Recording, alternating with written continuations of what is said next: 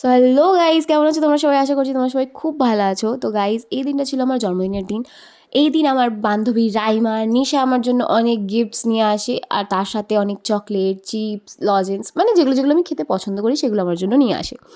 তো thank you এটার জন্য তোদেরকে। আর তারপরে আরেকটা স্পেশাল জিনিস যেটা রাইমা নিজের হাতে বানিয়ে নিয়ে আসে, সেটা ছিল একটা কেক, যেটা লিটারালি খুব দারুণ খেতে ছিল। আমি তো তারপরেও 3-4 পিস একা একা লুকিয়ে লুকিয়ে খেয়ে নিয়েছিলাম। আর তারপরে আমরা লাঞ্চে যাই কেক খাওয়ার পরে।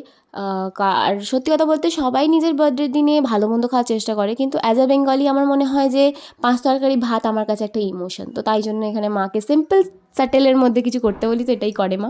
তো তারপরে সন্ধ্যেবেলা আমার 3 বডিগার্ড, পিও, পীযূষ আর চন্দন, এরা 3 জনে আমাকে আমার ঘর থেকে তুলে নিয়ে আসে।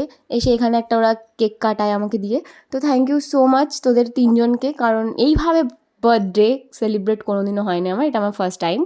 তো তারপরে এরা এখানে নিজেরা সিঁদুরদান করে, নিজেরাই কেক মাখামাখি করে, কারণ আমি তো মাখাতে দেবো না, রেগে যাবো, তাই জন্য আমি ওদের কেক মাখাই আর ওরা ওদের নিজেরাই কেক মেখে নেয়। তো ক্রিম না খাওয়ার জন্যই আমরা কেকগুলো মেখে নিই সবাই। তো তারপরে আমি বাড়ি এসে পড়তে বসেছিলাম, তারপরে দেখি আমার বড় বৌদি আর বড়দা একটা কেক নিয়ে এসেছে, আর তার সাথে এই যে মাথায় যে হেডফোনটা পরে আছি এটাও আমাকে বড়দাই গিফট করেছে। তো এখানে মা, ছোটো বৌদি, ছোদ্দা, বড়দা, বড় বৌদি, পাপিয়াদি সবাই আছে। তো এখানে আমরা সবাই মিলে কেক কাটি। আর সত্যি কথা বলতে ওই টাইমটা না আমাদের কিছুদিন পরেই আমাদের বোর্ড এক্সাম ছিল, মানে আমাদের এইচএস ছিল। তো সেই জন্য ভেবেছিলাম যে বার্থডেটা যা হোক করে কাটবে, মানে অতটাও স্পেশাল কিছু হবে না। তো হয়ে গেছে।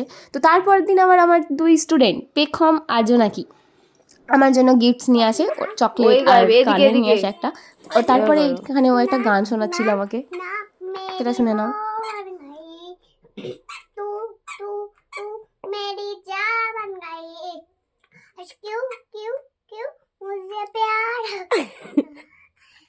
তারপরে এখানে ও গানটা ভুলে যায়, সেই নিয়ে ওকে একটুখানি রাগানো হচ্ছিল।